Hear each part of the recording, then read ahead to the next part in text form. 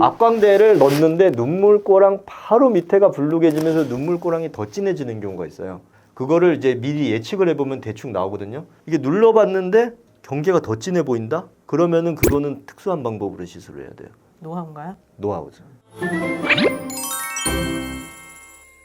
안녕하세요. 청담동 더CR 클리닉 대표원장 이승윤입니다. 오늘은 눈밑이 나이 들어 보이는 이유와 그 개선법에 대해서 말씀드리도록 하겠습니다. 원장님, 그 나이 들면서 눈밑 때문에 고민하시는 분들 되게 많거든요. 네. 그 이유가 뭐죠? 크게 세 가지 원인으로 말씀드릴 수 있습니다. 첫째, 눈밑 지방 때문에 이렇게 불룩해지는 경우. 그 다음에 이제 눈밑 피부가 처지고 늘어지는 경우. 그 다음에 눈밑이 꺼지는 경우. 이 세 가지로 말씀드릴 수 있겠습니다. 저 같은 경우는 그 세 가지를 모두 다 가지고 있습니다.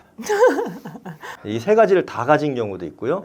뭐 그 중에 한두 가지를 가진 경우도 있겠습니다. 그러면은 이 원장님처럼 이렇게 눈밑이 볼록한 경우, 네. 우리가 아이백이라고 그러잖아요. 네, 그거를 개선하는 방법이 있을까요? 그게 이제 눈밑 지방 제거 또는 눈밑 지방 재배치 그런 시술이겠죠. 그런 시술은 대부분 수술적인 시술인데요. 이제 눈 밑에 있는 지방을 이제 절개해서 제거해내는 이제 그런 시술이 되겠습니다. 그러면은 눈밑 탄력이 안 좋은 경우에, 그래서 네. 피부가 늘어진 경우 그 해결책이 뭐죠? 그래서 이제 연세가 드신 분들 중에 하안검이 너무 많이 늘어져 있는 경우에는 그것도 역시 이제 수술적으로 이제 피부를 약간 이제 잘라내서 하안검 수술을 하는 경우가 있고요. 근데 뭐 수술할 정도까지 아닌 경우에는 각종 시술들이 있거든요. 이제 최 원장님이 그 시술들 많이 하시잖아요. 그렇죠. 어떤 네. 시술도 하세요? 비수술적인 방법으로 해결하는 방법들이 몇 가지 있는데, 뭐 대표적으로 울세라라든지 아니면은 써마지라든지 이런 네. 시술들을 하고 있죠. 네. 네.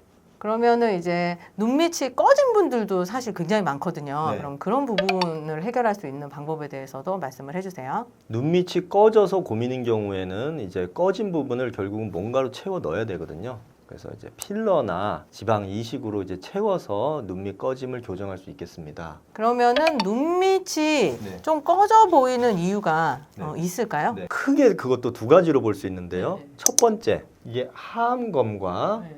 앞광대 부위, 경계 부위가 있거든요. 이 눈물꼬랑이라고 하는 부위인데 고기가 이렇게 진하게 일자로 이렇게 꺼진 분들이 있으세요. 네. 거기가 꺼진 경우는 그쪽에 있는 피부가 속에 있는 근육에 들러붙어 있는 경우입니다. 이제 그런 거를 유지인대라 그러는데 피부가 근육에 유착이 되어 있는 경우거든요. 그런 경우에 진하게 이렇게 꺼져 보일 수가 있고요. 그 다음에 앞광대 부위, 그 경계 부위 밑으로 여기가 밋밋하게 푹 꺼진 경우가 있어요. 눈 밑 바로 아래쪽.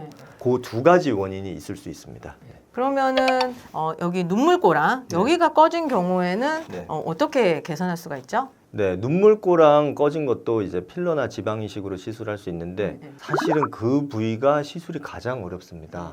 그래서 저도 지방 이식 수천 케이스 하고 있지만 처음에 지방 이식을 초보 시절에는 이제 이마 지방 이식을 어렵다고 생각하거든요. 근데 하면 할수록 이런 눈 밑 요런 데 진짜 미세한 부위 그런 게 어려워요. 특히 눈물꼬랑. 왜냐면 아까 말씀드린 것처럼 피부가 유지인대에 들러붙어 있기 때문에 그 질긴 부위에 잘 안 들어가죠. 그래서 그걸 억지로 넣다 보면은 위아래로 밀려가지고 나는 분명히 눈물꼬랑에 넣으려고 그랬는데 위쪽 하안검이 불룩해지거나 아래쪽이 불룩해져서 경계가 더 심해지는 경우가 있습니다. 그래서 눈물꼬랑에 필러를 넣을 때는 아주 가느다란 관으로 깊은 층부터 차곡차곡 쌓아 올리고 맨 마지막에 피부 밑에 한 땀 한 땀 한 방울씩 넣는 테크닉이 필요한데 그게 이제 어렵습니다. 눈물꼬랑은 테크닉이 굉장히 중요한 부위네요. 네, 어려워요. 그렇죠. 네. 그러면은 눈물꼬랑 말고 이 밑에 네. 바로 밑에 약간 앞광대 부분 네. 여기가 좀 밋밋한 경우에는 어떻게 해결하나요? 앞광대 부위는 이제 눈물꼬랑보다는 이제 시술이 조금 더 편하긴 한데 그것도 주의해야 될 부분이 많습니다.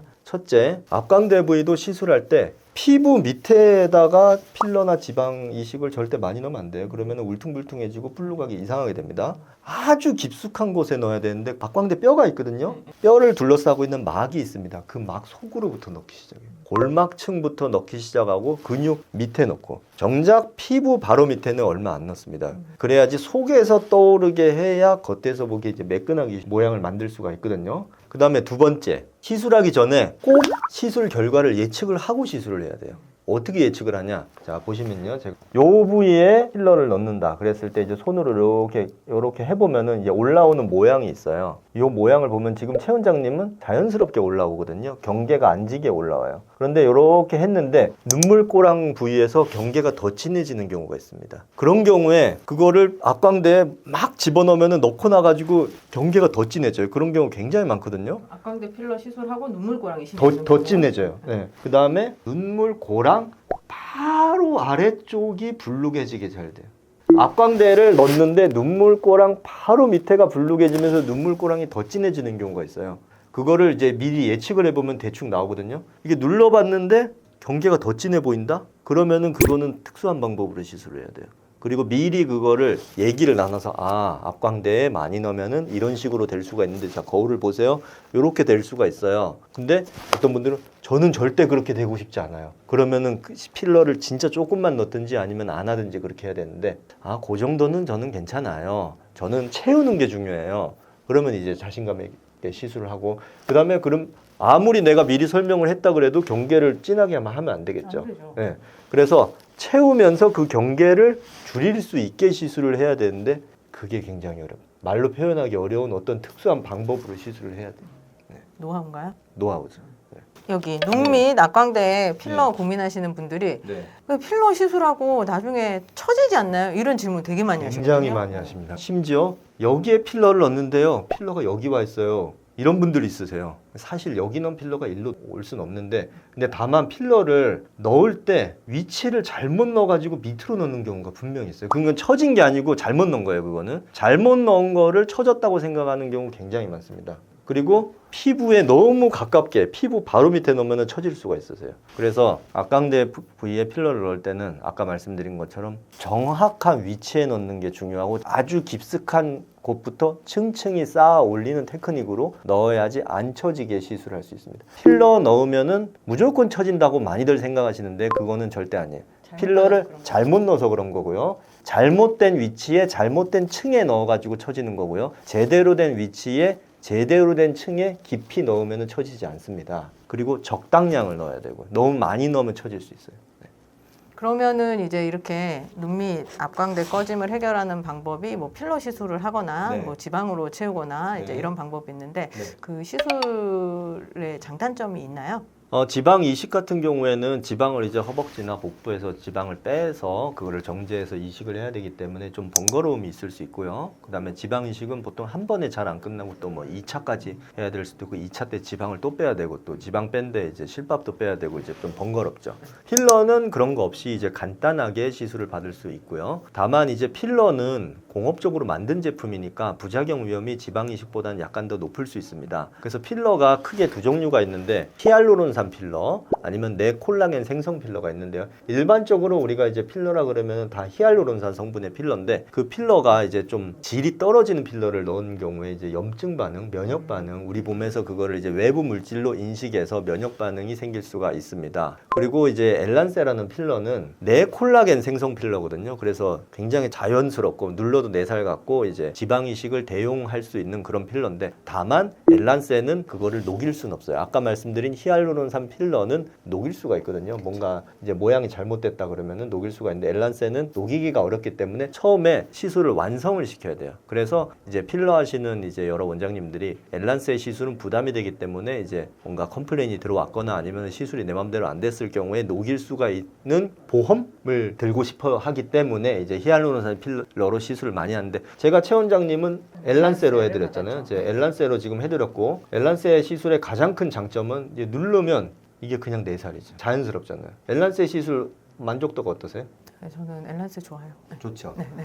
그렇죠. 히알루론산 필러가 더 좋으면 히알루론산 필러를 제가 받았겠죠. 눈 밑에는 근데 아까 말씀드린 것처럼 되게 복잡하기 때문에 그거 무조건 엘란세가 답은 아니에요. 그 눈물꼬랑이 너무 진한 경우 그 눈물꼬랑만을 해결하기 위해서는 거기다가 엘란세를 넣는데 뭐가 조금이라도 오차가 생겼다. 그러면은 이게 위아래로 밀려가지고 그거를 뺄 수가 없게 되는 경우가 생기거든요. 그래서 무조건 엘란세가 아니고 특히 앞광대가 푹 꺼진 경우 눈물꼬랑 눈물꼬랑은 약한데 그런 경우 엘란세 굉장히 좋습니다. 그런데 이제 눈물꼬랑이 너무 진하고 그거만을 해결하려고 그런 경우에는 저는 엘란세보다 이제 히알루론산 필러를 선호하고 있습니다. 그러니까 이제 케이스별로 좀 다른 거죠. 달라요. 그거를 이제 상담을 해봐야 돼요. 네.